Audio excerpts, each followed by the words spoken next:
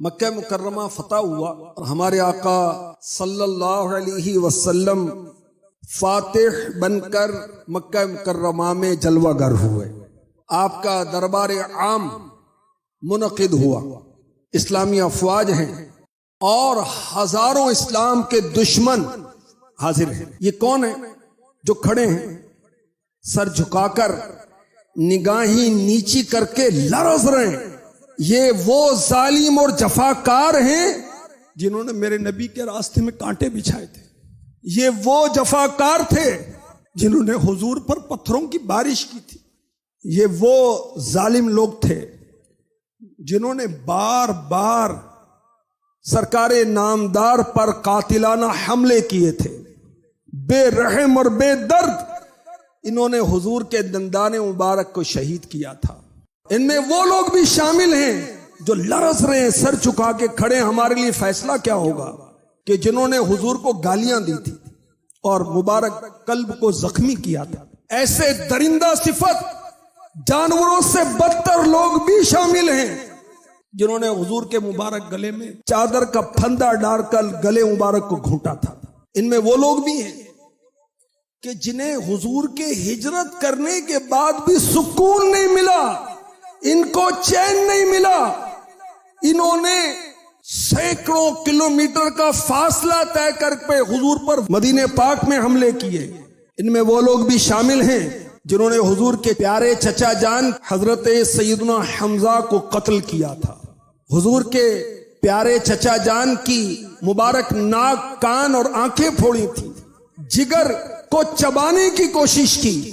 اور اس مجمع کے اندر وہ لوگ بھی شامل ہیں جنہوں نے حضور کے غلاموں کو رسیوں سے باندھا تھا، کوڑے مارے تھے، جلتی ریت پر لٹایا تھا، داغتے ہوئے کوئلوں پر سلایا تھا، چٹائیوں میں لپیٹ لپیٹ کر ناک میں دھولی دی تھی، سینکڑوں بار صحابہ کے گلوں کو دبایا تھا۔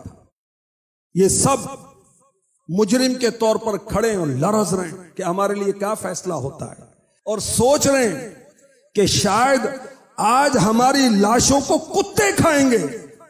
10-12 ہزار یہ انصار اور مہاجرین صحابہ کرام، ان کی غضبناک اور جلال بھری فوجیں ہماری نسلوں کو ختم کر دیں گی۔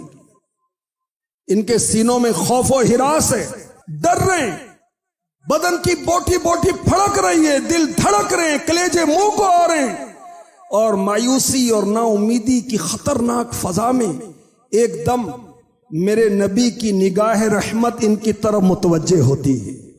تم کو کچھ معلوم ہے آج میں تم سے کیا معاملہ کرنے والا ہوں؟ دہشت انگیز خوفناک سوال سے ان کے حواس اڑ گئے۔ سب ایک زبان ہو کر کہتے ہیں آپ تو بڑے کرم والے ہیں۔ للچائی ہوئی نظریں حضور کے چہرے کو دیکھ رہی ہیں، سب کے کان حضور کے فرمان سننے کے منتظر ہیں کہ کیا فیصلہ ہوتا ہے۔ اور میرے نبی کریمانہ لہجے میں فرماتے ہیں لا تصریب علیکم اليوم فاذهبوا انتم الطلقاء، آج تم پر کوئی الزام نہیں، جاؤ تم سب آزاد ہو۔